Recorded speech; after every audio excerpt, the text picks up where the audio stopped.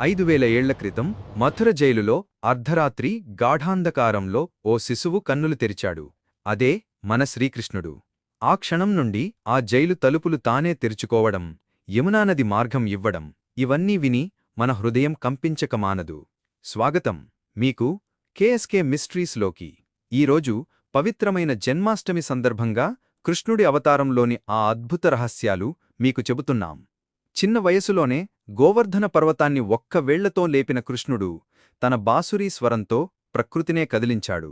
కాని మహాభారతం తరువాత ఆయన సుదర్శన చక్రం ఎక్కడ మాయమయ్యిందో ఇప్పటికీ రహస్యమే. సారీ ఫ్రెండ్స్, 2 వారాలుగా ఒక్క వీడియో కూడా పెట్టలేదు. కానీ ఇకపై మేము మిమ్మల్ని నిరాశపరచం. ప్రతి సోమవారం, బుధవారం, శుక్రవారం కొత్త మైండ్ బ్లోయింగ్ రహస్యాలతో మీ ముందుకు వస్తాం. ఎందుకంటే రహస్యాలకు సమాధానం ఒక్కటే: కేఎస్కే మిస్టరీస్.